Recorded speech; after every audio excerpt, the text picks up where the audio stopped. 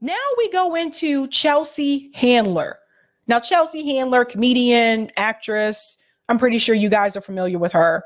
She also is receiving a lot of backlash from people based on a viral video that she made with Noah Tishby, who was a former model, a pro-Israel video that is getting a lot of backlash from people. Let's go ahead and get started with that. Oh, Chelsea. Here we go. Hi, I'm Chelsea Handler, and I'm here with my friend, best-selling author Noah Tishby, who the New York Times recently called a pro-Israel influencer, and some on social media call that Zionist bitch. Exactly. Thank you so much for sitting with me, Chelsea. Of course, I'm just happy to finally know an influencer who isn't trying to sell me shapewear with the nipples still on. Yeah. What are you selling? The truth. I'm selling the truth because there is a lot of misinformation out there. Right. Before we go any further, I want to be clear that we are pro-Palestinian and anti-Hamas, and it is okay to question Israel's policies and still be pro-Israel. Correct. So what happened on October 7th was the worst act of violence against Jewish people since the Holocaust. But progressives, especially on college campuses and on social media, have been... Pause, because she's talking fast so that you don't pay attention to what she said. Let's go back to the October 7th remark. Okay to question Israel's policies and still be pro-Israel. Correct. So what happened on October 7th was the worst act of violence against Jewish people since the Holocaust. But progressive. So she said, she's talking really fast. Let me slow it down for you. She said what happened on October 7th was the worst act of violence against Jewish people since the Holocaust. Really? The numbers don't show that. How do you go from first they said the number was 1,400, then they were admitted, oh no, it's actually 1,200 because the IDF actually killed some of their own people. Wouldn't be the first time. 1,200. If I remember correctly, I believe that there were way more casualties in reference to the Holocaust than on October 7th. Do you see this? Look how many people have been killed in Gaza. They're saying what, over 25,000 people? Especially on college campuses and on social media, have been led to believe that any response by Israel to this attack is unacceptable and to victim blame Israel for the entire situation to begin with. Which I don't understand because progressives should love Israel. Israel is the single consistent democracy and the only progressive country in the entire region. Do you like free speech? I like it. Being able to criticize your government? I love that part, right. yes. You can do that in Israel. And do you like gay weddings? You know, the fun kind without straight people? So does Israel. And how about freedom of press? Freedom of religion? Yeah. Yeah? Yeah. Women's rights. Yes, I love to ski topless. I would like to continue doing so. You know what else? This is the most BS I've heard in this short of a video. We'll go back again. Oh my God. The Holocaust. But progressives, especially on college campuses and on social media, have been led to believe that any response by Israel to this attack is unacceptable and to victim blame Israel for the entire situation to begin with. Which I don't know. Pause. So I wouldn't say that college students have been led to believe anything. Having worked in the university system for over a decade, I don't remember any of the administrators, any of the professors teaching this to students. What has happened is that the younger people today, especially by the time they actually came to me in college, they were already very resourceful. You got to remember, this is the group that has grown up with the internet, has grown up with social media. YouTube didn't exist when I was a kid. They grew up with all these things. They know how to look for other sources of information at their fingertips. Some of you may remember having to read through encyclopedias and having to actually go to the library to check out books, to do research papers. Kids nowadays don't have to do that. They know how to look at, okay, there's mainstream media. Let me see what Al Jazeera is saying. Let me see what the Gray Zone is talking about in reference to this issue. They are very resourceful. So Miss Tishby here is making you believe that these kids have actually been indoctrined at these universities to have these talking points, when actually the students know these things on their own because they've done their own research. Chelsea goes on to say progressives should love Israel. To begin with. Which I don't understand, because progressives should love Israel. Israel is the single consistent democracy and the only progressive country in the entire region. Do you Pause. This talking point they love to bring up, RFK Jr. does this as well. It's a democracy. Really? Is it a democracy? Palestinians that lived on that land and they were pushed out of the land, people being dragged out of their homes, that's part of a democracy. The lies that they're selling to people. They're saying you should be happy. You should be pro-Israel. like free speech? I like it. Being able to criticize your government? I Do you love like that part, Great. yes. You can do that in Israel. And do you like free speech? Do you like being able to criticize the government? Free speech for who? Who? Not for the Palestinians. The Palestinians can't even have a peaceful protest without the IDF shooting at their feet. There's video footage of it. do you like gay weddings? You know, the fun kind without straight people? So does Israel. And how about freedom of press, freedom of religion? Yeah. Freedom of press and freedom of religion for who? Freedom of press for who? Because the Palestinian, they don't even want the Palestinian people to tell their story. Why do you think they're killing all the journalists? She talks about freedom of religion. Okay, yeah, you can have your religion. But depending on what your religion is, depends on what types of benefits you will have living there. And that's not just for those who are Muslim. That applies to those who are Christian as well. All Palestinians are not Muslim. Some Palestinians that live there are Christians. Some of the Palestinians that live there are Jewish, but they still do not have the same rights and benefits as an Israeli Jew. So what is she talking about? Yeah? Women's rights. Yes, I love to ski topless. I would like to continue doing so. You know what else is progressive? Free and fair elections. Israel is our greatest defense in the Middle East for all of Western democracy and Western values. If Israel goes down, guess who they're coming for next? Mm-hmm. Now they're trying to fearmonger. They're trying to fear. Look at this. The Western democracy part.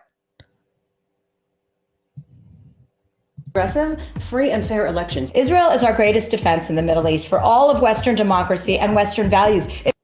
What Western values? They still can't have interfaith marriage in Israel. That's not a Western, that's not what Western values is she referring to? If Israel goes down, guess who they're coming for next? Mm-hmm. All right, if you value being a progressive, just make sure that you stand for it. And one of the best ways to stay informed on this subject is to follow Noah on Instagram at Noah Tishby. Thank you. Thank you, Noah. Thank you so much, Chelsea. And Amisal Chai. What she said. I skipped Hebrew school. That I felt like I was watching two, I don't know, two former sorority sisters, older now, just let's get together, make a video, just saying the cringe stuff. This did not go well. This did not go well at all. And I want to show you some of the responses to this. Now, this is actually from Jean Dessalines. Yeah, he shared this video. Let me show you because I want you to see the response to it. So Jean actually posted this. Comedian Chelsea Handler and former envoy Noah Tishby released a pro video to convince progressives they are misinformed and really should be on the side of the greatest and only democracy in the region. Jewish person Jesse Mechanic is here to take down their flawed talking points. Former Israeli envoy Noah Tishby released a pro-Israel video today that they said combats misinformation. I watched it and I found that it didn't combat much misinformation, but it almost entirely was misinformation. Let's dive in. Progressives, especially on college campuses and on social media, have been led to believe that any response by Israel to this attack is unacceptable and to victim blame Israel for the entire situation to begin with. Okay, no one said that any response would be unacceptable. No one said that. There was obviously going to be a response. The attack on October 7th was horrific, and there were innocent hostages involved. If there were special forces rescue missions, targeted attacks, if there was an acknowledgement that the Israeli government had been rounding up Palestinians for a very long time, thousands of them, and holding them without trial, and maybe there should be a hostage swap to maintain the sanctity of innocent life, there wouldn't be outrage like this. They've killed over 20,000 people, over 10,000 children. They bombed refugee camps and hospitals. They told people to flee to a region, that region would be safe, and then they bombed it. They've killed aid workers and journalists. The problem is not that there was a response. The problem is that the response has been genocidal. Now, in terms of the victim blame.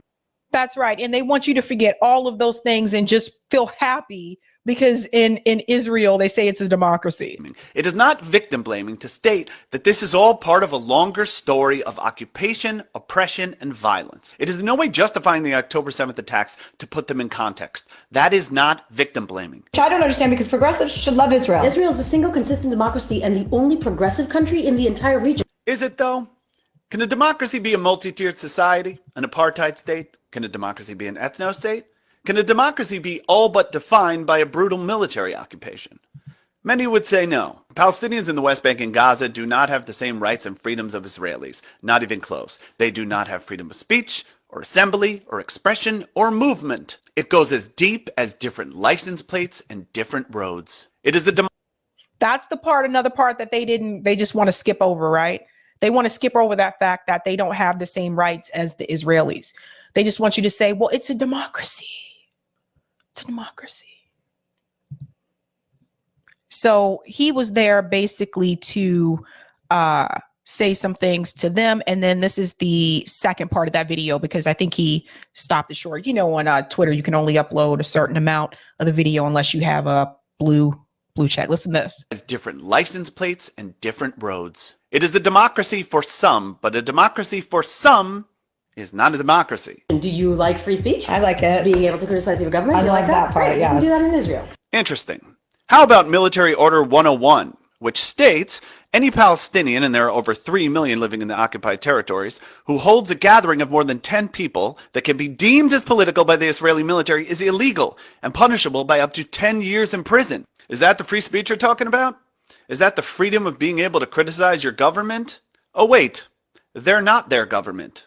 They didn't vote for them or elect them in any way, and yet they still control many aspects of their lives. Also, what about this? What about the wide reports that Israel is locking people in prison for social media posts? Yep. Is that the freedom you're bragging about? And The freedom of press. do you like gay weddings? You know, the fun kind without straight people? So does Israel. Yeah. Gay marriage is not legal in Israel. It's not. You can have a gay marriage there, but they won't recognize it as one. They do Oh, this is the piece I wanted everyone to hear. So for the people who are making that claim on social media, make sure you tag them with this video, because that is very important to hear. Think about what he just said, that gay marriage is actually not legal in Israel. You can have a gay wedding, but they won't recognize the marriage. Send it home, folks. Send it home to your friends. Send it home to your family members. You see, this is why Chelsea Handler is getting so much backlash for that video. recognize same-sex marriages performed elsewhere, but in Israel, nope. Now, is Israel more progressive on these issues than nearby countries? Yes. But this is brazen, unsuccessful pinkwashing, and it should be dismissed for the nonsense that it is. Israel is our greatest defense in the Middle East for all of Western democracy and Western values. If Israel goes down, guess who they're coming for next? What does this mean? Who's they? This honestly feels like Trump-level Western nationalist, isolationist nonsense. And I need to say one more thing just regarding their whole tone, this light, jovial, airy tone. When you take into account that they are using that tone to defend a government that has killed over 20,000 people, over 10,000 children, that has bombed refugee camps and hospitals and ambulances, that has left over 2 million people without a home, that has been dropping 50% unguided missiles wherever the fuck they want, that are committing genocide on people that they have trapped. When you take all that into account, This video should absolutely infuriate you. None of this is cute or sweet. Children are being bombed by the people you are defending while you are making this video defending them. Very well said by him there. And another thing I want to add as well, it's almost like they want you to remember the 1,200 Israelis that have been killed, but they don't want you to talk about the 25,000 Palestinians that have been killed. Over 8,000 children, right? I want to show you something that Max Blumenthal said in reference to Noah Tishby. I want people to realize who this woman really is. Max Blumenthal said, here's Israeli war minister and former PM Benny Gantz partying, at Tel Aviv luxury apartment with model turned propagandist Noah Tishby, while IDF troops were busy massacring, sheltering families and or dying in vain in the mud-soaked rubble of Gaza. So there's the woman right there that you just saw in the video with Chelsea Handler. So there she is, just partying it up while people were fighting for their lives or fleeing war in Gaza. This shows you who this woman is, who she really is. Again, she was with Israeli war minister and former PN Benny Gantz.